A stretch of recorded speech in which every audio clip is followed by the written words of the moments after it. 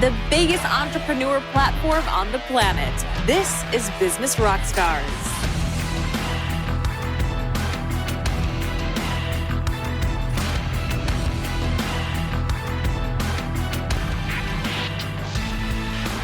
This is Business Rockstars. I'm Brittany Whitney, and my guest today is Kevin Chen, co-founder and president of iRestore. Kevin, thanks so much for joining us today. Thanks for having me, Brittany. It's super good to be here. So for those who are not familiar with your entrepreneurial journey, tell us where you started and what made you want to start iRestore. Yeah, so I guess we should go all the way back for me. So I feel like I was always born into entrepreneurship. My dad had always been in business his entire life. We had immigrated in the early 2000s to the United States. And when we got here, my dad wanted to live the American dream. He started a business, and that business was called Freedom Laser Therapy, which in short was a laser clinic that treated nicotine addiction. So it helped people get over smoking. People came in for a 30-minute treatment. It was a very cool concept. Fast forward a few years, a little bit more than a few years, the business didn't really work out. And so from the laser therapy clinic for smoking addiction, we learned about laser therapy for hair loss. My dad is someone that was losing hair. He kind of is thinning on the crown and all throughout his hair. So he learned about laser therapy for hair loss. He went and got one of the treatments, and it was effective. It worked for him. He was getting his hair back, but the problem with that was it was cumbersome. You had to go into the treatment and get treated multiple times a week. It was expensive, and a little light bulb went off in his head and said, hey, why don't we bring this to the home? So we looked into it, found out that there wasn't much available for home use at the time, and decided we should bring this to the market. I had just graduated from college at the time, didn't know what I wanted to do. And I'd always been involved and intrigued with what my dad was up to. So he said, hey, you're coming out of college, why don't you join me? And I said, absolutely. So that's how we got started. It's a family duo that started the business. And today we've turned that into a real business now. It's no longer a clinic, but now we're focused on direct to consumer and e-commerce and spreading our products and making a positive impact throughout the world. So that's how we got here today. I love that, your dad originally started it, you got the entrepreneurial bug, and then you kind of joined in and have successfully grown the business together. Sometimes family dynamics can be tricky, so it's kind of nice that you guys mastered that. For those who are not familiar, what is iRestore? iRestore, in short, is a direct-to-consumer beauty brand. We're focused on hair regrowth treatments for now. And really, it's about home use products that are non-invasive, that are safe, clean, and in our case, FDA cleared for devices. So it's really a suite of products for hair loss that people can trust, that can use without any negative or harmful side effects. And our flagship product is the iRestore Laser Hair Growth System. It's a FDA cleared laser space helmet, if you will, that people put on their heads to restore their hair. It uses red light therapy, low-level light therapy to stimulate blood flow, cell metabolism, and bring back thicker, fuller hair. And our bigger picture goals are to go beyond that and be just more than a medical device company and produce more hair loss products and more anti-aging beauty products that can help people and make a positive impact. That's amazing. So can people rent these machines, or do they purchase them and then it just comes to their home? Yeah, so it's purchased. It's mostly through e-commerce. So people can buy on Amazon or our website and some licensed distributors and directly get this in front of their door in 2 days usually. That's great. You guys should also target postpartum hair loss because I had a baby last year and the top of your hair, it just kind of all falls out. So postpartum hair loss is another big hair loss industry. But I want to dive a little deeper about what's your why story. Obviously, you just were fresh out of college. You wanted to go in this family business with your dad. Was there ever a moment that you were in the business that you thought, I might want to branch off and do something on my own? Or once you got into the business and you really dove into it, did you find that you were really passionate about it? Yeah, definitely. In the first couple of years, it was really tough. It's hard to get traction as a business. It took us a long time to get the product to market because, FDA clearance and clinical trials. There were a lot of things you had to go through. Not exactly the easiest first product to go with for our devices. But through the journey, I felt like there was a lot I learned about myself, and I found myself really falling in love with running a business, building a team. I think the moment that really solidified it for me was when we started having our first customers come in and had a testimonial shoot where I got to interact and see how it transformed people's lives. That was a really watershed moment for me because it made everything real, and it made it so real that people were in person, shedding tears about the transformation that they went through. So from there, I felt really inspired, just keep going. It just, obviously this is tough job. You had to sacrifice a lot, no work-life balance, definitely in the beginning, but it made it all worth it because I found that the entrepreneurial journey is about growth, for yourself and for the business. And from there, I felt really inspired to just keep making things that can make a positive impact in people's lives. Starting with the hair loss products, we felt like we were creating a different market and a different niche within the hair loss market because the incumbents, the popular products are the drug-based ones. They're minoxidil, finasteride. Almost everyone that starts losing hair tries out one of those. And a lot of times they don't really disclaim, well, they don't really publicize enough. There are a lot of negative side effects that come with that. And it creates a horrible experience while growing your hair. And so people often have to make the trade-off of, well, do I go with my health and a good experience, or do I go with my appearance? And so we wanted to create something that was good for both, that where you can look your best and feel great while doing it. So, in terms of our journey and our products, we really want to make that difference and create that comfortable user experience that still give you the results you're looking for.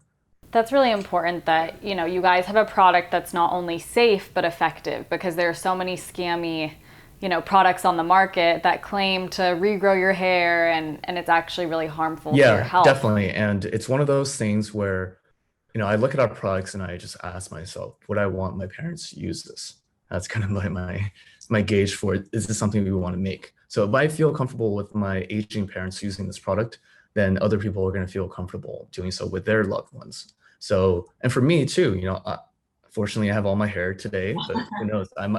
It might be coming from me. My dad's balding, so so I want to use products that are safe and effective too, and not just ones that are effective but give me horrible effects.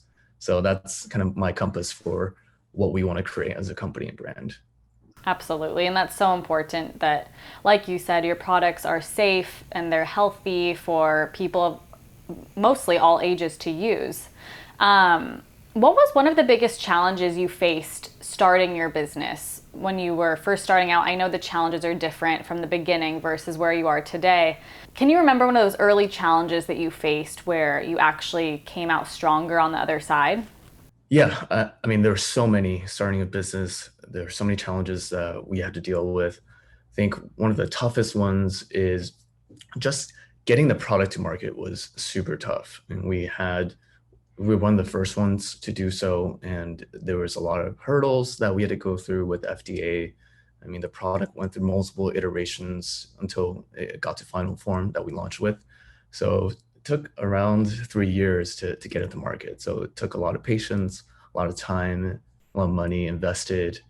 And what did we learn on the other side? Well, what we learned was sometimes it's worth it to do the really difficult things because it does create that edge for you once you get through that hurdle. It's a barrier to entry. It's something that's difficult for others to copy. And although we had to invest a lot of time and money, I felt like that helped us get launched faster once we hit the market and hit the ground running. And there were fewer competitors once we hit the ground. Once we started selling, there were fewer competitors in our way. And um, so now we realize that there's a trade-off, right? The easier the product, the easier it is for someone to enter. So there's always that spectrum, and I don't think you want to be on either extremes, but usually it's a business decision that you can make when starting off. I think it's so important for entrepreneurs to hear other entrepreneurs' story, because In the early days, it's really hard and you face struggles all the time, and you just have to learn to push through those struggles and come out stronger on the other side. Um, when did you kind of realize that your business was actually working? Like, was there an aha moment, or was it the first 5 sales? Kind of tell me about that moment. Yeah, yeah. We've always been focused on e-commerce from day one. So me coming in as a younger person, I knew how to shop online. I knew social media, and so that was my default. So in the beginning, I remember in 2016 when we first launched the brand, we got our first sale on Amazon, and I couldn't believe it. I couldn't believe that somebody would just go online and buy one of our products that we just list on Amazon. And then they just came in and more came in, and then reviews came in, which are always super interesting. To this day, I read almost every single review that comes in, and there's a lot more of them now. And that to me was one of the moments when I say, okay, this is actually working. I don't know why, but somebody's buying this and they're giving us good reviews. So something good must be happening here. And then I think the moment that really brought it in for me was when we had the testimonial shoot, and real people came in and did the shoot, and people were crying about the results, holding my hand and thanking me. And yeah, it was really inspiring. That's a really powerful moment. What was it like? I mean, obviously you grew your Amazon store organically. Did you ever have to do paid advertising to drive traffic to your website? What was that kind of like? Yeah, definitely. From day one, we started on Amazon as a core focus, which makes it really easy to list your product and start selling. From there, we really leveraged the paid advertising both in Amazon and also on social media, Facebook ads, which is very common these days. We got started with an agency and kind of kicked things off from there. And really, I think buying traffic is super important in today's direct-to-consumer world. To be a successful business, you almost always need to supplement your business with some sort of demand generation advertising. So Google, YouTube, Facebook, Instagram, your kind of big ones there. So yeah, that was core to growing our business and getting us to where we need to be. And I think that it's one of those tools that needs to be in every business's toolbox in today's day and age. So your business has grown tremendously over the past 2 years.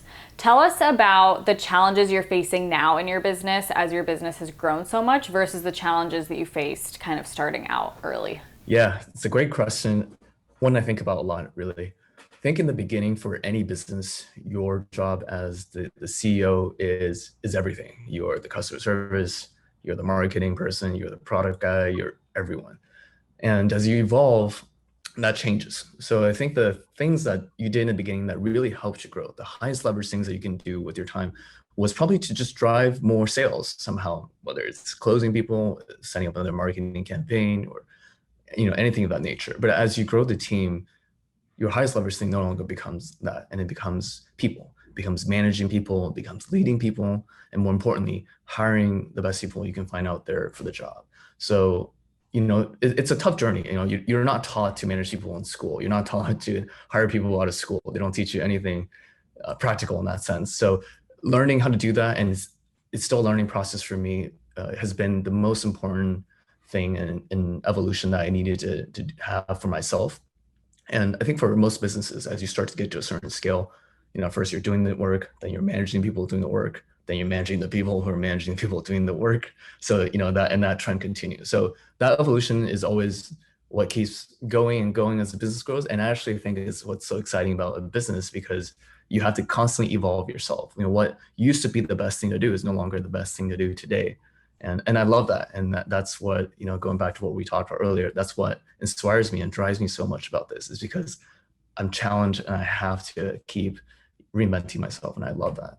That's a great response. And you mentioned kind of managing people and hiring new people. How big is your team now?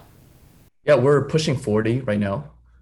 So pretty big team now, really. It's in the blink of an eye. Went from me and the computer to 40 people. So it's super exciting. Yeah, no longer a father-son business. That's amazing. What has kind of been the biggest challenge? As you said, they don't teach you in school how to manage people. Has there been kind of a huge challenge in managing people, or have you kind of outsourced and hired people to help you with that? Yeah, I think hiring is a great challenge. So I think once you hire great people, a lot of times they'll kind of run themselves and manage themselves. But really, hiring is the biggest challenge. We've had a few hires that were not good fits and it didn't work out. And it's true what everyone says, and the wrong hire costs you so much time and money. I learned it the hard way, unfortunately. And I think we all do. It's one of those things you have to go through yourself to learn. And what it taught me was that we really need to invest more time upfront. We really need to define clearly who we're looking for, what the job description looks like, what does the profile of the person look like, for this role. So I think a great tip for anyone out there is just start to define and build out your hiring funnel. Make it very, very strong, make it repel the people that don't fit, and put in little tests, put in little things like we do like a disc profile assessment, which has been phenomenal. It's been really good predictor of whether they're a good fit for the role. Talk to other people, build a network, super important for sourcing talent as well. So there's so many things I learned throughout the journey, but I think hiring is definitely one of the most important things that I've learned. Absolutely. What is they say? Hire. What is it? Hire slow, fire fast. Yeah, hire slowly, fire quickly. Yeah. Tell me about iRestore's technology and how it's kind of different. I did a little bit of research. I know that there's other products too that use the red laser. How is iRestore's technology different than other laser hair technologies? So iRestore is different in many ways. So the hair loss market really, to me, are broken into two primary categories. One is your common solutions like Rogaine, Propecia, and those kind of the drug-based solutions that everyone goes to. It's almost like the gateway when people start losing hair. The other types are kind of more niche treatments. That's your in-clinic treatments, it's transplants, it's the laser clinic treatments, or like ourselves, the laser therapy for home use. So within the larger hair loss segment, we are very different in the sense that our products are FDA cleared for devices. They're non-invasive, they're safe, and not known to have any harmful side effects. Whereas kind of the larger brands and drug-based products tend to come with a suite of side effects that can make it an uncomfortable user experience. And then within the more niche treatments and the laser therapy market, we have a product that's very unique in the sense that we use two different light sources and have different wavelength of light to treat the hair. And for our devices, we also have these very interesting and unique designs in terms of our helmets, where we offer a really comfortable experience with medical grade foam pads. We have air ventilation coming through, as opposed to kind of those baseball caps that's more common these days with our competitors.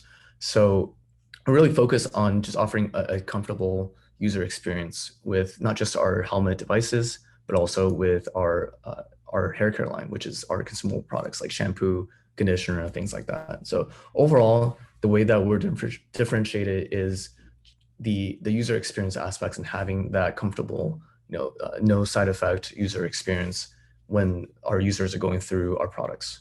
That's amazing. I love kind of hearing, because someone could just say, oh, we use red light therapy, but I love hearing actually, like the scientific terms and kind of everything that goes behind it. Yeah, and I'd love to give layman's explanation as well, if that's okay. Yeah, that'd be great. The best analogy I make is it's exactly like watering plants. So if you think about your hair follicles like plants, if you don't water it and you're losing hair, it starts to die over time. But if you water it every day, it starts to come back stronger, healthier. But if you stop, then it goes back again. So it's kind of that process for hair loss. It's ever going. Your hair is constantly in cycles of growing, receding, falling off. So it's important to kind of keep it energized, keep it healthy by feeding it the energy that it needs to. That's amazing. Over the past year and a half, really, it's been a really tough time for small businesses. How did you kind of handle this challenging time and pivot your business during these times? I think for most businesses, definitely, I remember when in March, when things escalated, that was tough. Well, first, we had supply chain issues in February, so we had to slow down our sales and pause our advertising campaigns. Then in March, things started happening here. Everything started shutting down. There was pandemonium. We had to send everyone home just like everyone else.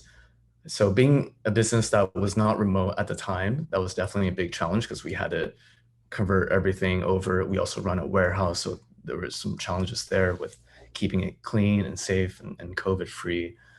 But we did successfully. Fortunately, we did successfully make that pivot because we switched over to digital tools for working. We implemented your common ones like Slack and Zoom, and made sure everybody was set up for success. We set up a great software. It's called Loom for short screencasts and recording. So we just transitioned the way we worked completely, and we forced everyone to turn on video, which made it felt like we were still in person as much as possible. So there were a lot of things we had to do, but fortunately, things did turn out well. I think for us as a primarily e-commerce business, people were stuck at home and doing quite a bit of shopping during Q2 of last year. So fortunately, it did work out for us, but there was a time that was panic-inducing, to say the least, when this first started. When you were first starting out, or even now, do you kind of have a fear of failure? I know a lot of entrepreneurs, people who want to start, grow, or fund a business, don't actually do so because they're so afraid that they're going to fail. What tips or advice do you have for those entrepreneurs? I talk to a lot of other business owners, and I really enjoy it. And I think one thing that I found as a common theme is that everybody has imposter syndrome. No matter how successful you get, no matter how big your business gets, it can always be bigger. There's always someone bigger than you. That will never change, ever. And so knowing that is actually kind of comforting in a way, because it means that you're doing okay. And no matter what, you're going to feel this way. So if you're looking to get started, the best tip is just get started, because you're always going to feel insecure. You're always going to feel like you can't do it. And maybe you won't, but maybe you will. And the only thing you know is that you have the opportunity today and you can try. And the only way to find out is to try and get started. And you'd be surprised. A lot of things are a lot easier than you think. And Google is your best friend. You can find most answers. I mean, that's how I did it. I just Google things from day one and, talk to people, cold email people, find mentors. There's so many things you can do, but just don't sit there and do nothing. That's the thing not to do. So just get started. That's my tip. As cliche as it is. No, that's great advice. I always like to ask, do you have like an entrepreneur's toolkit, if you will? Do you have an app or a daily practice or something that really helps you kind of get through your day? Yeah, definitely. Being someone that runs the e-commerce business and a digital business, I think toolkits are, it's one of my favorite topics, actually. So I'm a little bit nerdy about productivity, but one of the things I always tell everyone is to be a great note taker. So I use Evernote. There's a lot of great apps out there to help you with taking notes and sorting it. It's like having a superpower. It's like having a second brain that you can search through. So I love that. Another thing I use is, obviously a calendar is essential these days. Google Calendar, it's a no-brainer. We also use project management tools. ClickUp is a great one. Asana is another one that everyone uses. I also like doing time tracking, which is a very interesting exercise. So I use a tool called Toggle for that. So you can track your time and audit your time weekly, figure out where your time is going, which I think is one of the most important resources for you as an entrepreneur. And, there's so many more. I won't go down my list, but those are kind of the main ones. And I think beyond that, just making sure you're staying mentally fit and physically fit. So using a meditation app is great, or having some kind of obviously gym membership or doing yoga. Those are things that don't directly show up in terms of your business performance, but are really important. Absolutely. Kevin, I just want to ask a few more questions. When you were first starting out, what do you wish someone told you in the beginning? Or what's one piece of advice that you could tell your younger self right now?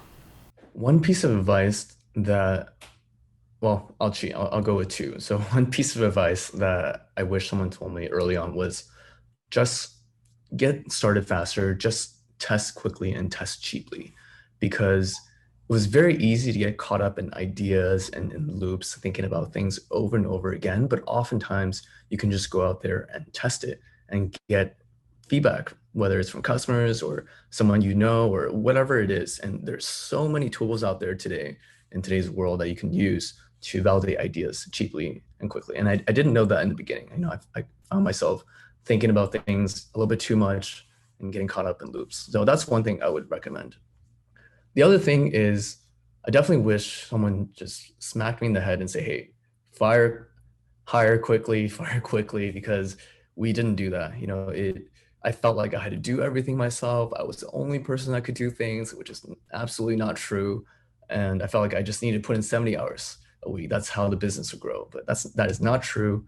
We need to hire people. You need to delegate, and you need to fire people if they don't work out and they don't do the job. And I wish someone told me that earlier, because it took me a while to realize that. So my last question for you is, where do you see iRestore in the next 5 or 10 years? Today, we're really known in North America as this laser device company. We sell this FDA cleared device for hair growth. Tomorrow, in the next 5 years, we want to be much more than that. First, we want to be a global brand. We want to help people everywhere. And that's the beauty of selling products online, is you can ship it anywhere and help anyone in any country.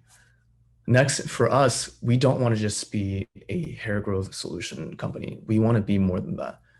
There are a lot of people and a lot of needs, and we're all aging. So we want to help people with all of their aging problems as they get older, including myself and my parents. So, hair is the first manifestation of aging, oftentimes with receding hairline for young guys. But there's so much more. Men and women both suffer so many different symptoms as they age. We become insecure. We have all these problems, whether it's our skin, our hair, all those things out there. So we want to be your one-stop shop for all things beauty. We want you to think about iRestore. We want to be a part of your day and your routine. And most importantly, still offer that great user experience. We don't want you to have any side effects. We don't want you to have anything that's negative while using our products. That's one thing that we want to be consistent with in the next few years, continue to develop clean, safe, non-invasive treatments that people can use in their homes, that feel comfortable giving to their parents and loved ones. That's what we want to do in the next few years. And today, we're not in as many retail stores. In the next 5 years, I see us in all the different stores, Sephora, Target, Costco, and even the global ones that I can't name yet. I just want to be everywhere and help as many people as possible. Kevin, where can people purchase iRestore? Where can people learn more about the product and more about you?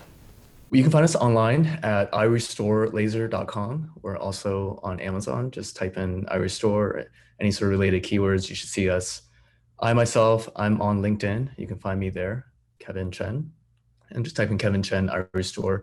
But if you're interested in learning more about just our products or even just hair loss in general, I think there's so many resources out there. We're looking to be a resource as well for everyone to learn more about non-invasive, safe treatments for your hair, but not just your hair, but also other beauty and anti-aging needs. That's kind of where we want to be in the next few years. So find us online, and I'm sure you'll be worth your while. Well, Kevin, I can't wait to see where iRestore is in the next 5 years. I know you guys are going to do great things, and I had such a pleasure speaking with you today. Yeah, likewise. Thanks so much for having me, Brittany. I've had a lot of fun.